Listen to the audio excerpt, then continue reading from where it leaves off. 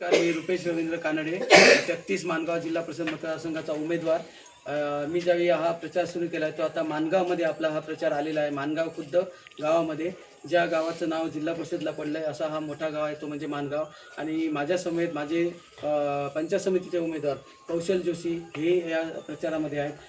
सचिन दुरी, आमचे दत्ता बोरगावकर, महेश भिसे, असे वैभव कोंडसकर, असे बऱ्यापैकी कार्यकर्ते पदाधिकारी या ठिकाणी आमच्या समोर प्रचार करत आहेत. आणि हा प्रचार करताना ज्यावेळी आम्ही डोर टू डोर लोकांजवळ जात आहोत त्यावेळी लोकांचा उदंड असा प्रतिसाद लाभतो आहे. कारण लोकांना माहिती आहे की आता विकास जर कोण करू शकत असेल तर महायुतीचेच उमेदवार करू शकतात. कारण राज्यात सरकार महायुतीचं आहे, केंद्रात सरकार महायुतीचं आहे, आणि जिल्हा परिषदचा जो अध्यक्ष उद्या बसणार आहे तोही महायुतीचा बसेल, पंचायत समितीचा सभापती बसेल तोही महायुतीचा बसेल. जर एवढी सत्तास्थानं जर बसणार आहेत आणि सत्तास्थानांकडून येणारा गावातील विकासाचा निधी जर जास्तीत जास्त मोठ्या प्रमाणात यायचा असेल तर 100% लोक आज आमच्या पाठीशी आहेत, त्यांचे आशीर्वाद आमच्या पाठीशी आहेत. आणि हे सर्वजण आज मतदान करण्यासाठी उत्सुक आहेत. कधी एकदा 7 तारीख उजाडते आणि त्या 7 तारीखला भरभरून महायुतीच्या पाठीमागे आशीर्वाद रूपी मतदान करतो, असं सर्वांचं झालेलं आहे.